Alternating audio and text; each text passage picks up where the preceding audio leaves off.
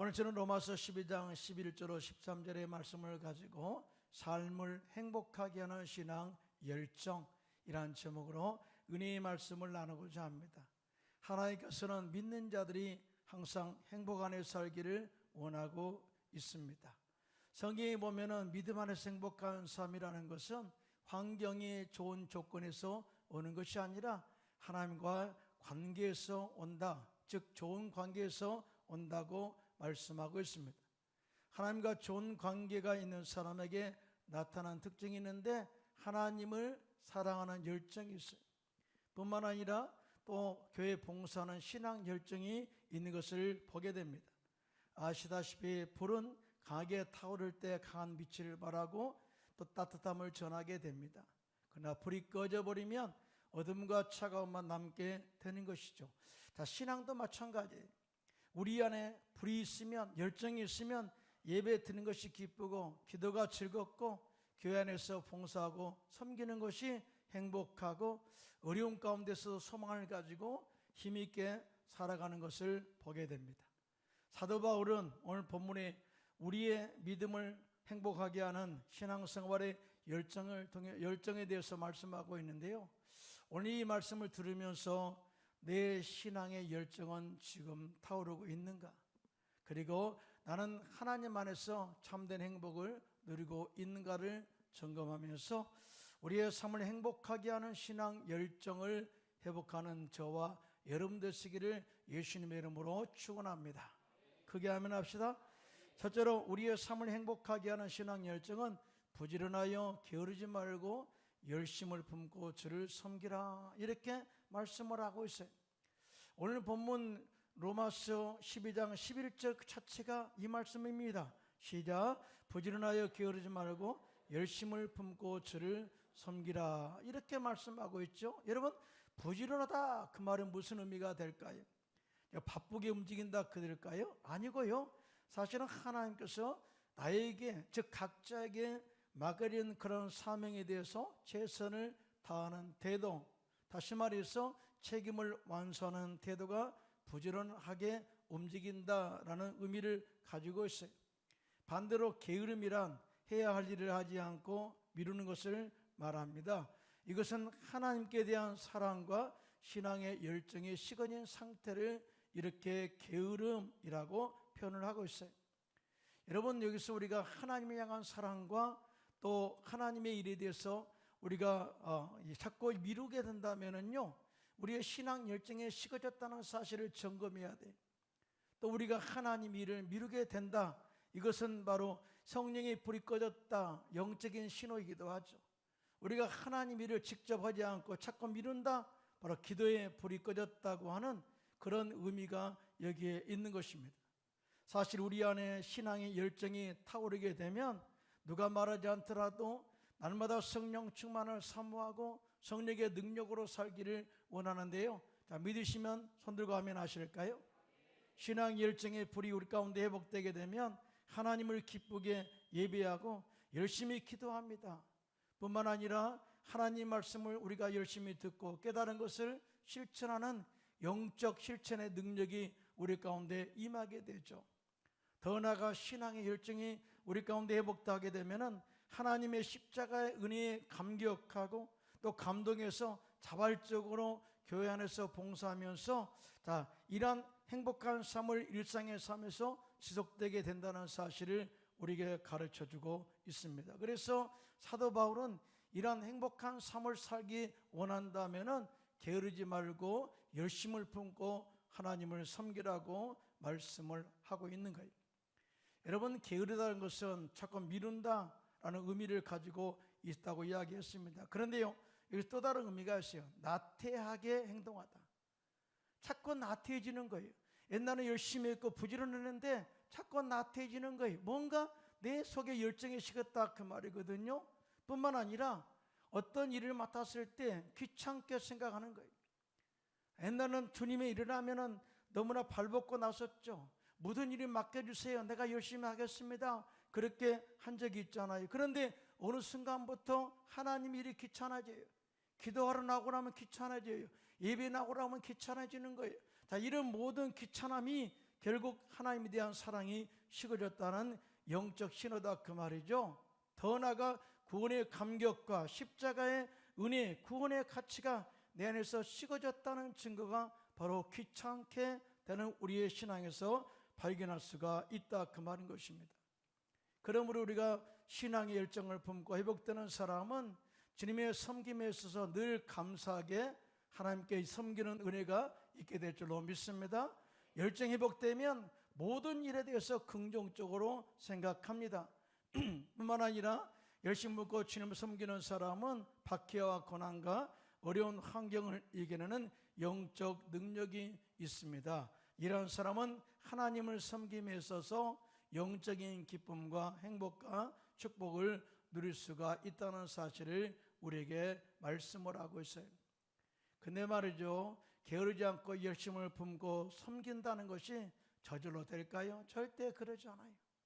우리 안에 정확한 신앙 이 목표와 목적이 분명할 때 우리 안에 열정, 신앙 열정이 회복된다는 사실을 알 수가 있어요. 사도 바울은 주님 만난 이후에 그가 이방인의 사도로 또 하나님께서 자신에게 맡겨진 복음 전파의 사명에 목숨을 걸잖아요. 그래서 주께서 내게 맡겨진 사명, 이 복음을 전하는 일에 있어서 목숨조차 아끼지 않겠다고 말씀하지 않습니까? 이것은 바로 그 안에 사명으로 붙들린 자입니다. 나는 사명에 매여 이 사명을 완수합니다. 분명한 신앙 목적과 나를 택하신 하나님의 목표가 그 안에 있습니다 라고 하는 그 이야기를 분명히 하고 있는 거예요. 뿐만 아니라 우리 안에 신앙 열정이 회복되기를 원한다면 우리는 아마추어가 아니라 프로 정신을 가지고 신앙생활을 해요. 여러분, 운동은요 항상 프로와 아마추어가 있죠. 탁구도 프로와 아마추어가 있고, 배드민턴도 프로와 아마추어가 있고, 축구도 프로와 아마추어가 있어요. 그래서 이 프로와 아마추어가 뭐가 다른가? 프로라는 것은요 모든 것이 전문성입니다. 기술력이 뛰어납니다. 자, 그래서 모든 것을 승부를 걸고 목적을 가지고 하는 거예요. 아마추어는 취미로 하는 거예요. 그래서 기술력도 부족하고 열정이 있지만 전문성이 없어요. 열심히 동네 축구 아마추어잖아요. 열심히 동네 축구 했거든요. 근데 이 시도대항 갔어요. 근데 동네 축구가 시도대항 대회를 나가서 이길 수 없어요. 왜? 그들은 전문가니까. 여러분, 이래서 아무리 우리가 신앙을 가지고 또 이렇게 열심히 한다 할지라도 신앙의 전문성, 즉 다시 말해서 말씀을 우리가 파고들고 깨닫고 그 말씀 안에서 깨닫는 지혜가 높아져야 되고요, 성령의 충만한 능력으로 십자가 은혜가 높아져야 되고, 말씀을 우리가 듣게 되면 그 말씀이 레마로 내 마음속에 부딪혀옵니다. 영적 능력이 회복됩니다. 이것이 바로 영적 전문가의 모습이라 그 말이에요. 우리는 절대 영적 전문가, 즉 이 프로 정신을 가지고 신앙생활 해야 될 줄로 믿습니다. 그래서 우리는 이 프로 정신이 있을 때, 또 사명이 분명할 때 우리 안에 신앙 열정이 회복된다는 사실을 우리가 알 수가 있어요. 옛날에 우리 자신 한번 생각해 보세요. 옛날에 열심히 교회 다녔어요. 나 이렇게 자랑도 하지. 나 옛날에 열심히 교회 다녔거든. 또 옛날에 나 성경 열심히 읽었고 1독 10독 했어. 또 열심히 기도했어. 어려움이 있고 나면은 내가 기도원 올라가서 금식하며 기도했거든. 주님의 응답받고 내려와서 이 간증들을 참 많이 했잖아요. 내가 젊었을 때 구역장, 지역장으로 열심히 봉사했지. 얼마나 열심히 했던지 한 구역을 세 구역으로 나누었고 엄청난 부흥의 열매를 맺었어. 자, 이렇게 우리가 자랑하기도 합니다. 자, 이 말에 공감하는 사람이 참 많이 있어요. 나 그랬지, 옛날에 그랬어. 그런데 한번 생각해 보세요. 그때 우리의 영적인 상태는 성령으로 충만했고, 말씀으로 충만했고, 기도의 능력으로 충만했고, 그 다음에 내가 이럴 때 기도하면 주님이 응답한다고 하는 영적인 전문성을 가지고 신앙생활했던 것을 우리가 기억합니다. 그리고 때를 얻든지 못 얻든지 복음을 전해서 수많은 영혼들을 주께로 인도했던 영적인 열매가 있었습니다. 믿으시면 아멘. 크게 아멘 하실까요? 그때 뭐예요? 우리 안에 성령이 불이 있었다 그 말이에요. 열정이 식지 않았다 그 말이죠. 여러분 옛날에 여의도 교회 다닐 때 차가 있었나요? 전부 다 차가 없으니까 버스 타고 다니는데 3번씩 갈아타면서 교회 가지 않습니까? 일부 예배 드리고 또 남아서 봉사하고 성경학교 다니고 또 교사대학 다니고 열심히 봉사하고 헌신한데도요, 절대 내 마음속에 뭐 귀찮다 그런 생각이 없었잖아요. 더 오히려 그걸 열심히 하지 못한 것이 안달해서 열심히 했지 않습니까? 그런데 지금은 모이라고 하면 귀찮다, 모이라고 하면 어렵다, 힘들다, 아니 기도회라고 하면 왜 이렇게 오래 기도해, 귀찮다 느껴진다는 것은 영적 게으름, 다시 말해서 우리 안에 열정이 식었다는 증거임을 알고 그 영적인 불을 다시 한번 회복하시기를 예수님의 이름으로 축원합니다. 우리는 지금 단기 선교를 하고 있죠. 선교를 가면 어떤가요? 선교사님들이 굉장히 위대해 보이고 멋있게 보이죠. 그러면서 어떤 생각을 하냐면은, 이 교회는 옛날부터 있었던 교회처럼 생각해요. 그렇지 않아요. 선교사님이 진짜 기도 많이 했고요, 신앙 열정을 가지고 봉사하고 복음을 전함으로 말미암아 그런 교회가 있게 되었고 부흥되는 열매를 맺게 되었어요. 그걸 우리는 보게 된 것이죠. 그 열정이 선교지에 가면은 우리 가운데도 전달이 되어서 전염이 되어서 오늘 열심으로 봉사하고 복음을 전하게 된 것을 보게 됩니다. 제가 헝가리 부다페스트에서 이 원주민 사역을 할 때 7, 8월 달이면 선교팀들이 많이 와요. 와가지고 처음에는 설렁설렁 하려고 합니다. 그런데 아침 새벽부터 나가가지고 큐티하죠, 말씀 읽죠, 기도하죠, 그 다음에 워십 댄스 하죠, 그 다음에 나가서 오후에 전도하죠, 그 다음에 돌아와서는 또 같이 기도하죠, 다음날 또 새벽에 일어나서 다시 또 기도하고 성경 읽고 묵상하고 교회 나누고 은혜 나누고 다시 또 워십 댄스하고 또 오후에 나가서 복음 전파하고 다음날 땅 받기 하고, 이런 모든 과정을 하다 보니까 정말 그들의 신앙의 열정이 회복되어져요. 그들이 돌아갈 때는요, 은혜가 충만해가지고 돌아가는데 이곳에 남고 싶다는 사람이 많았어요. 내가 못 남겠어요. 절대 이런 감동, 순간적인 감동으로 나오면 절대 실패한다. 가서 기도하고 영적으로 준비해서 나오라, 그렇게 고민했던 적이 한두 번이 아니에요. 여러분, 신앙의 열정이 회복되면은 주변을 변화시키는 능력이 있게 될 줄로 믿습니다. 그래서 사도 바울은 부지런하여 게으르지 말고 열심을 품고 주를 섬기라고 말씀을 한 것이죠. 둘째로 우리의 삶을 행복하게 하는 신앙의 열정은 환난 중에 소망을 품고 즐거워하고 기도에 항상 힘쓰라, 그렇게 말씀을 하고 있어요. 오늘 본문 로마서 12장 12절 함께 합독해요. 시작. 소망 중에 즐거워하며 환난 중에 참으며 기도에 항상 힘쓰며 라고 말씀을 하고 있는데요, 사람이 살다 보면 고난과 환난과 위기가 우리에게 다가올 때가 참 많이 있습니다. 여러분, 위기라는 것은요, 그냥 믿기 때문에 안 오는 것이 아니라 믿음 때문에 오히려 위기와 환난이 더 올 때가 많아요. 근데 이럴 때 믿지 않는 사람들은 환경 때문에 불평하고 원망을 하지만, 그러나 그 결말은 뭐예요? 결국 모든 것이 불행으로 끝나게 돼요. 그러나 믿음의 사람, 신앙의 열정이 있는 사람은 그 고난과 환난 가운데서도 소망을 바라보고 전능하신 하나님께 모든 것을 다 의리하고 맡기고 기도로 승부를 건다는 사실을 우리가 알 수가 있죠. 환난 가운데, 위기 가운데 소망을 품고 기도하면 주님께서 반드시 환경을 이겨내게 할 뿐만 아니라 이에 따른 반드시 분명한 이 보상이 있다는 사실을 절대 믿으시기를 예수님의 이름으로 축원합니다. 그리고 그의 기도의 영적 체험을 통해서 하나님의 전능하심과 하나님의 보호하심과 지키심을 나타낸다는 사실을 우리가 알 수가 있어요.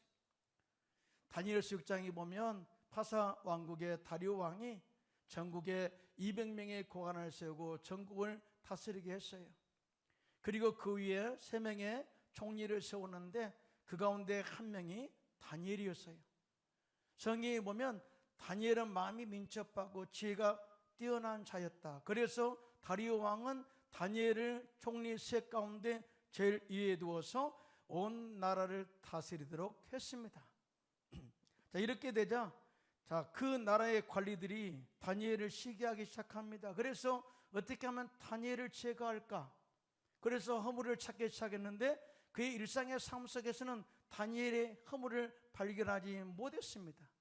근데 가만히 보니까 다니엘이 집에 돌아가서는 윗방에 올라가 예루살렘 향하여 창문을 열고 하루에 3번씩 기도하는 것을 보게 된 거예요. 이 사람이 기도하는 것을 못하게 하면 되겠구나. 그러면 왕명을 거액해서 처벌을 받겠지 하는 그런 마음으로 왕에게 그런 이야기를 합니다. 왕이시여, 앞으로 30일 동안 사람에게나 다른 신에게 구하거나 기도하는 일이 있으면 그 사람을 잡아 이 사자의 굴에 던져 사자의 밥이 되게 합시다 하고 조서를 꾸미고 또 법령을 내려가지고 왕의 도장을 찍어서 선포하게 됩니다. 자, 이때 다니엘은 이 환경적 위기 가운데 무너지는 것이 아니라 오히려 기도로 전능하신 하나님을 바라보고 승부를 걸게 되는 결단을 보게 되는데요. 자, 이에 대해서 다니엘서 6장 10절입니다. 함께 합독할까요? 시작. 다니엘이 이 조세 왕의 도장에 찍힌 것을 알고도 자기 집에 돌아가서는 윗방에 올라가 예루살렘으로 향한 창문을 열고 전에 하던 대로 하루 3번씩 무릎을 꿇고 기도하며 그의 하나님께 감사하였더라. 여러분, 신앙이라는 것은 좋은 신앙 습관을 가지면 좋아요. 기도하는 습관, 예배하는 습관, 봉사하는 습관, 남을 섬기는 습관을 갖게 되면은요, 우리 안에 기쁨이 넘쳐납니다. 믿으시면 아멘. 이런 영적 체험을 통해서 하나님의 전능하심을 나타나게 되는 것이죠. 환경 때문에, 위기 때문에 물러나지 않습니다. 전능하신 하나님께 맡기고 기도로 승부를 겁니다. 자, 그래서 결국은요, 이 법에 저직되어서 다니엘은 잡혀서 사자굴에 던져지게 되죠. 그런데 놀랍게도 하나님께서 천사를 보내셔서 사자의 입을 봉하셔서 다니엘을 먹지 못하도록 막으셨습니다. 할렐루야. 그리고 다니엘을 참소했던 사람들과 가족들을 다 묶어서 사자굴에 던지니 그들의 몸이 땅에 떨어지기도 전에 더 사자들이 그들을 삼켜 뼈까지 으스러뜨렸더라고 증언하고 있습니다. 그것으로 끝났나요?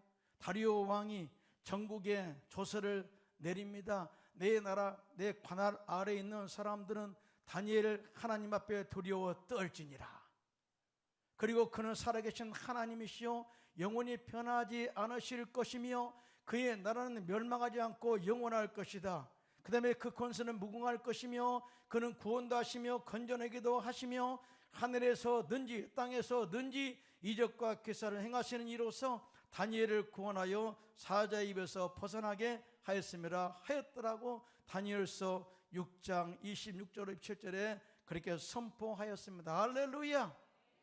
여러분, 이 다리오 왕이 하나님 믿는 사람 아니거든요. 그런데 다니엘의 신앙 결단과 기도의 영성을 통해서 구원하신 하나님의 은혜를 보면서 그의 입으로 친히 하나님은 살아계신 하나님 구원자임을 선포하게 만들어 버렸어요. 할렐루야.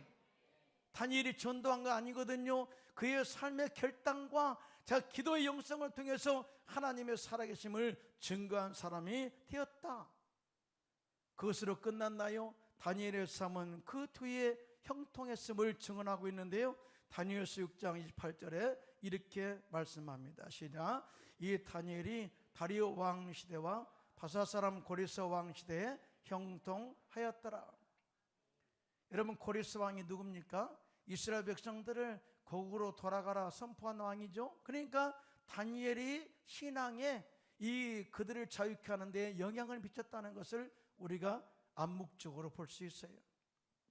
이와 같이 다니엘은 위기와 혼란 중에서 하나님의 전능하심을 믿고 소망 중에 바라보고 기도함으로써 믿음의 승리를 이루고 그의 생애를 복되게 형통하게 행복하게 만들었다는 것을 우리에게 보여주고 있는 것이죠.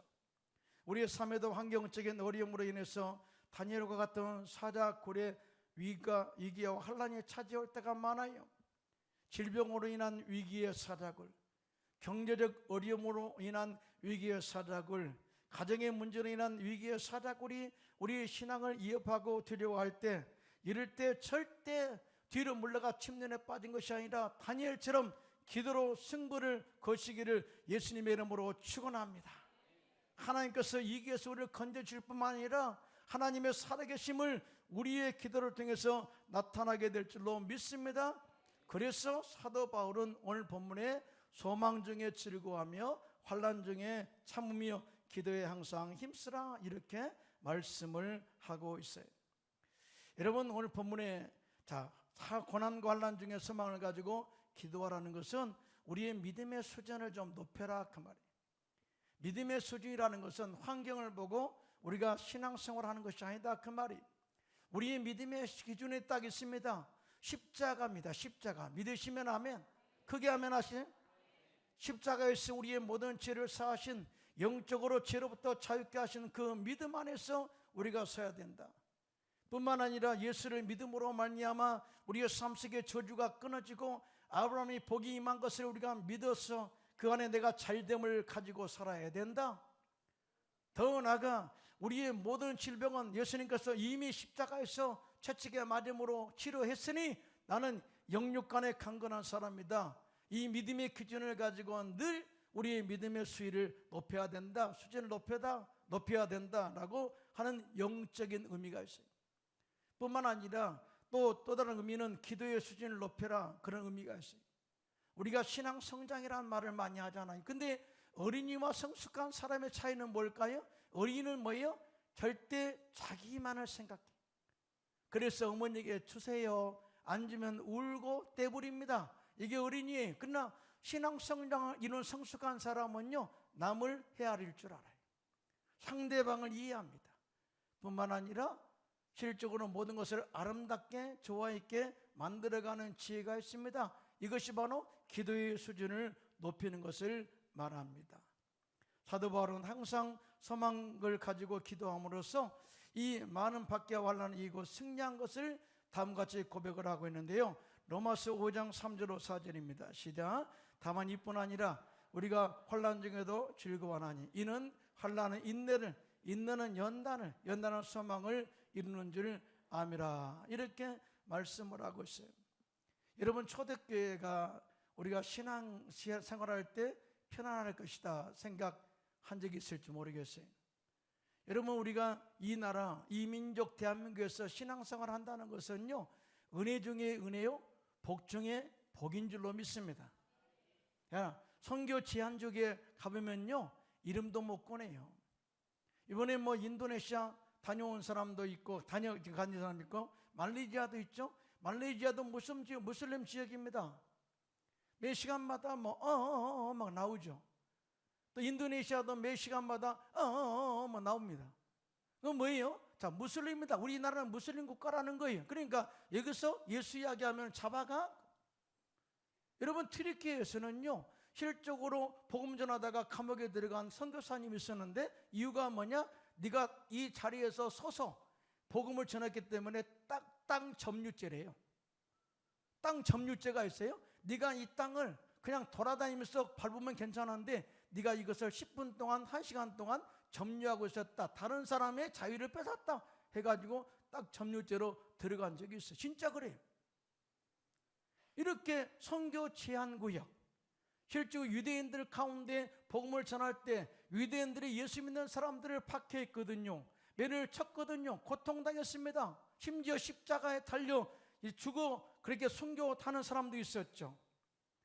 자, 그런데 간증을 들어보면 이런 환경 가운데 뒤로 물러가 침륜에 빠진 것이 아니라 오히려 소망을 가지고 기도하고 환경을 이겨낸 능력을 체험하게 되는데요. 그것이 뭔지 아십니까? 자, 죽어도 다시 사는 부활신앙입니다. 믿으시면 아멘. 예수님께서 십자가에서 죽으시고 부활하심으로 말미암아서 모든 믿는 자들에게, 죽은 자들에게 산 소망이 되게 하셨습니다. 자, 그를 믿는 자, 죽어도 다시 사는 은혜가 우리 가운데 임하게 될 줄로 믿습니다. 이 소망이 있는 자는 환난 가운데, 위기 가운데 기도한다는 사실을 우리에게 가르쳐주고 있어요. 사도 베드로는 베드로전서 1장 3절에 이렇게 말씀합니다. 시작. 우리 주 예수 그리스도의 아버지 하나님을 찬송하리로다.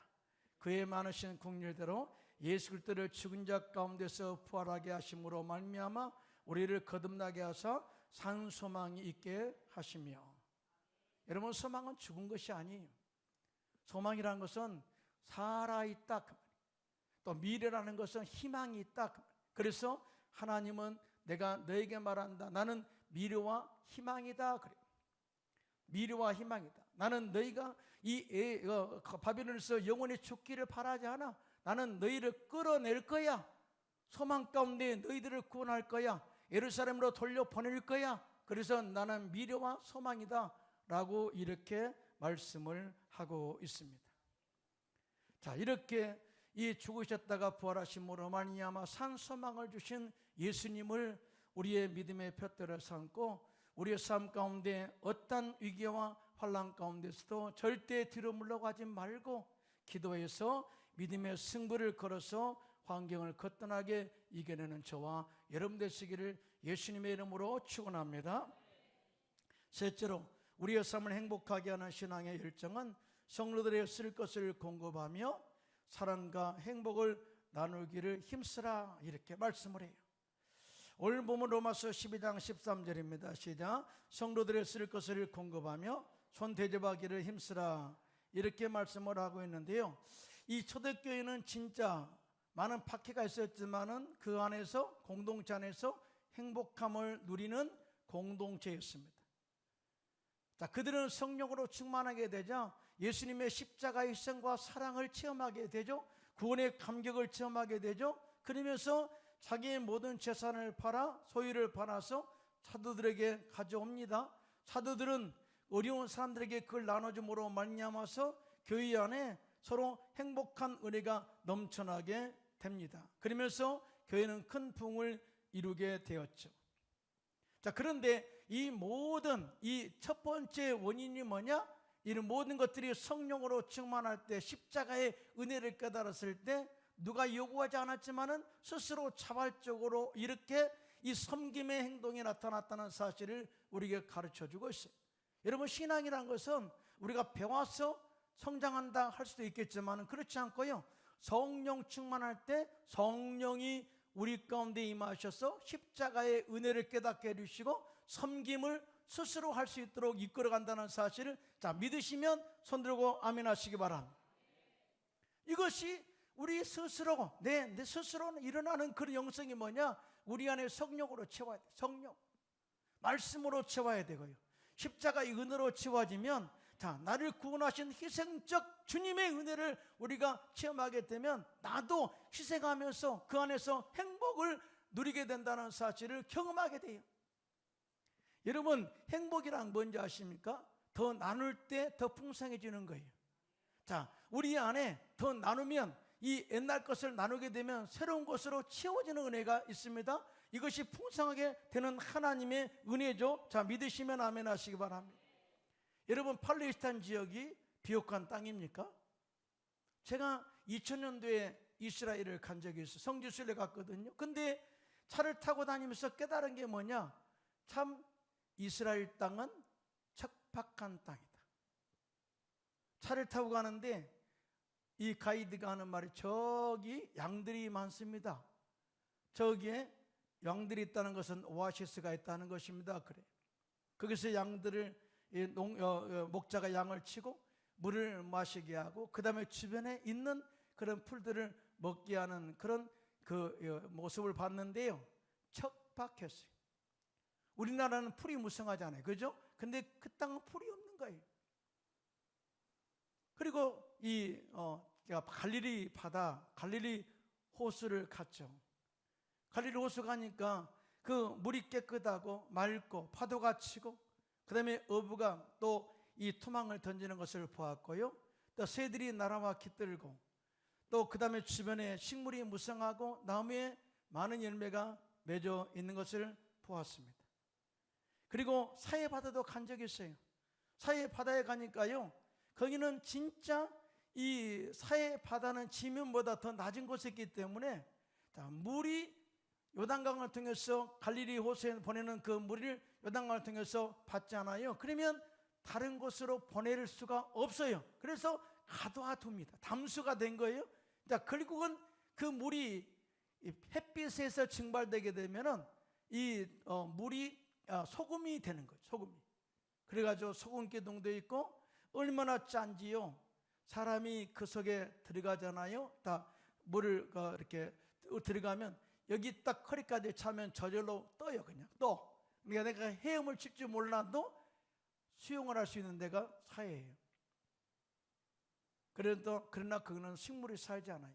물고기가 살지 않아요. 그래서 사해, 죽은 바다라고 이야기합니다. 자, 이 사해와 갈릴리 호수의 차이가 뭐냐? 갈릴리 호수는 이 물의 근원지로부터 물이 계속 골짜기를 타고, 그것도 요단강이거든요. 요단강을 통해서 물이 들어오게 되면은 들어온 만큼 다시 이 요단강을 통해서 사이로 흘려 보냅니다. 자, 보낸 만큼 다시 이 물은 깨끗한 물로, 신선한 물로 채워지는 것이죠. 그래서 항상 순환되기 때문에 물이 살아있어요. 그래서 주변도 살리고, 물고기도 살리고, 어부도 살리고, 주변 모든 환경을 살리는 것이죠. 그러나 사이는 나눠지지 않기 때문에 증발되고 결국은 죽은 바다가 되는 것이에요. 영적인 원리가 똑같아요. 우리가 경험한 하나님의 은혜와 사랑을, 다 축복을 나누지 않으면 우리 안에서 썩어버려요. 그러나 내가 경험하고 받은 하나님 은혜와 사랑과 행복을 나누게 되면 더 신선한 것으로 채우시는 하나님의 은혜를 체험하게 될 줄로 믿습니다. 그래서 예수님은 누가복음 6장 38절에 이렇게 말씀합니다. 시작. 주라, 그리하면 너에게 줄 것이니 곧 후이되어 누르고 흔들어 넘치도록 하여 너에게 안겨주리라. 너희가 헤아리는 그 헤아림으로 너희도 헤아림을 도로 받을 것이니라. 주면 더 풍성해진다. 네가 수고하고 헌신한 그만큼보다도 더 넘치게 채우시는 하나님의 은혜가 있다. 이게 나눔의 법칙이다 라고 말씀을 한 것이죠. 말씀을 정리합니다. 여러분 주 안에서 행복하시기를 예수님의 이름으로 축원합니다. 그러려면 우리 안에서 하나님을 사랑하는 열정, 또 주님을 섬기는 열정이 회복되어야 될 줄로 믿습니다.